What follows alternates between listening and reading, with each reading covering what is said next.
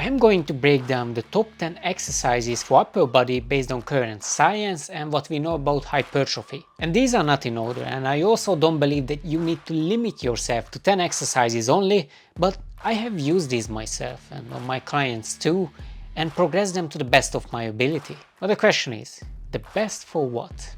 In my case, it is hypertrophy. I don't care about athleticism.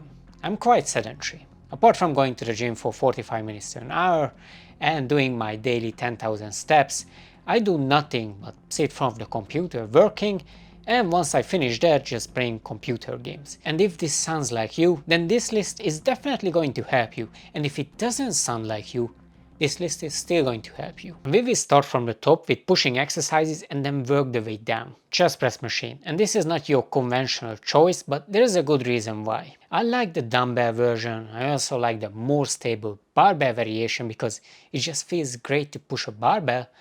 But nothing beats, or at least when you're trying to squeeze out everything from your chest, nothing beats a ridiculously stable machine like a bench press machine, a chest press machine. And I know this is cheating, but if you are training in a commercial gym like Pure Gym, there's a chance that you are not going to find a flat chest press machine. It is either going to be an incline one or a slight decline one. That is why I didn't specify which machine I'm using, because it is always one of those. Anyway, this machine is going to take care of the lengthened position, or when you are stretching your chest, and if you set the seat height right for your structure, it is also going to take care of your form, because if it is high enough, then your elbows are going to come naturally next to your side, well, at least in an angle. And the reason this is my top pick is because if you want to do some lengthened posture at the end of your set, there is no risk of dying there, unlike when you are using dumbbells or barbells. Yeah. And the second one is chest fly. And I only pick this because it is going to train your chest at a more contracted position. And even though some experts say that, oh, it is not as anabolic, that's a potato thinking, because it is. And it is also less fatiguing than its pressing cousin. And sometimes those two reasons, as in it is training the muscle in opposite direction and less fatiguing, is a good reason to do an exercise, or at least to pick one. And in my opinion, that's one of the best reasons, or the most important reason to pick one. And for shoulders, shoulder press. And even though there is this movement, and it didn't just start today, it has always been going ever since I started training, that if you do bench press, any kind of bench press, your front delts are already overdeveloped. That is absolutely not true. And it really comes down to your genetics and execution. There are some people who are bench pressing and they only get crazy amount of triceps development, but nothing for their shoulders and chest. But I have never met a single person who had Star Destroyer shoulders and they didn't have a crazy number on shoulder press. And I like to use something more stable than dumbbells, and it is not just a preference thing. It actually makes your shoulder pressing that much better. So for example, the best one is a Smith machine or a shoulder pressing machine. The second best in terms of stability is going to be barbell, and it is followed by the dumbbell variation. And the second one is length and lateral raises on the cable. The trick is simple. You just have to get the cables around hip height, and I know that the shoulders don't really have much leverage there. Are they going to work? Yeah, they will. But it is definitely not the best one. But this is also a position where people never train. I never trained. But if I want to be wise, I would just say that pick any lateral raise variation and just get really good at that. Moving on to back, lat pull down. And I know what you are thinking, why not pull-ups? Why my list is full of machines and why there is no free weights? I was like you before. I had a strong emotional attachment to free weights, and then I developed critical thinking. I was a slave to free weights, thinking that they are superior. I am trying to max out this machine, and right now I'm at the point where the hardest part is sitting down with the weights, because it is 20 kg plus heavier than my lightweight. And this is not to say that pull-ups are bad or you shouldn't do them, but when you are trying to mitigate fatigue, you are always going to opt for a more stable exercise. And in this case, for me, it is just lat pull down. It is all about training programming. So we can say that it is not personal, even though it is. And this exercise takes care of the lower lat and the teres muscle, I like to call it mini lat because they are inseparable.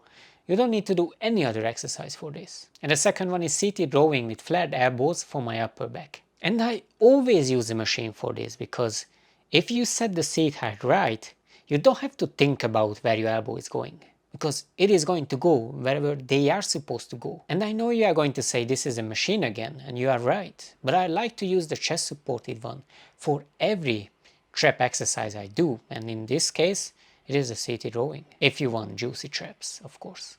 And for triceps, you probably know what I'm going to say, because I show a clip of this exercise in nearly all of my videos, but it is the overhead triceps extension.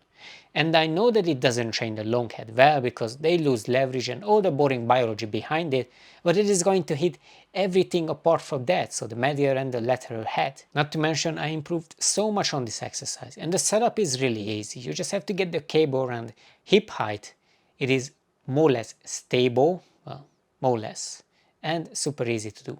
And time again it has been proven that the triceps doesn't benefit from stress-mediated hypertrophy, not to mention these adaptations dry out way earlier than your girlfriend in a relationship with you. We are talking about a couple of months. You do this to train your triceps in an overhead position.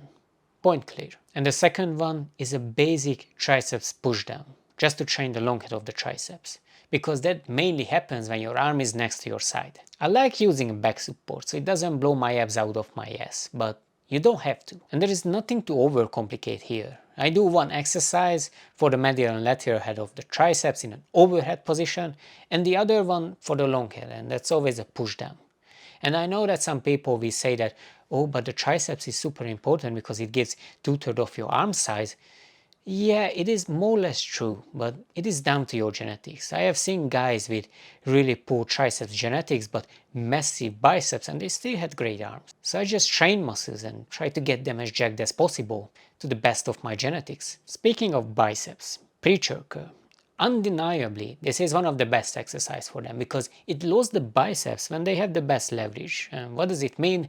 Well, the biceps like to work when your arm is stretched out or lengthened or extended if you want to be fancy, and all the way up to like 90 degree if you keep it supinated. And that is exactly where this exercise loads them. Again, the biceps doesn't benefit from stress-mediated hypertrophy, not to mention you only get that for a couple of months, but this exercise is not a stretch position. It is a lengthened one because your biceps or your arm is extended fully, but it is not stretched. For that to happen, you need your arms behind your body, but also loading your biceps in that position is also tough because it is going to pull on your shoulders. If you only do this exercise, I promise you that it will blow up your biceps, but this shouldn't be the only exercise you do. And the second one is hammer curl. And I know a lot of you will say that, oh, but this is not biceps, it's brachialis. Well, it is both of them, but it is mainly brachialis if you go all the way up because your biceps still have leverage till you get to 90 degree.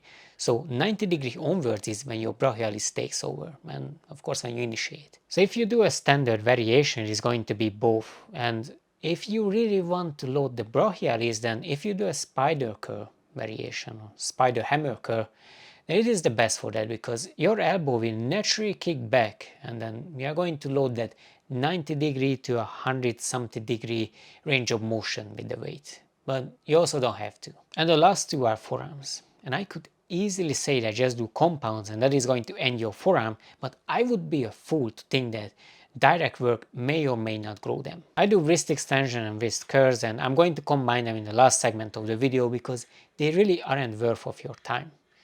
Just like how the first dates think about you. I use dumbbell or barbell and really focusing on progressively overloading it. But the question is, did they grow? Yeah, they did. But how much? Well, not much. It's not significant. You barely notice it, but at least there is something. And this is my upper body list. And if you only do these 10 exercises, there's 100% chance that you are going to get a 9 out of 10 physique if you have a right diet and the training principles. But let me know in the comment section what is your list because I'm nosy as fuck. Talk to you in the next one.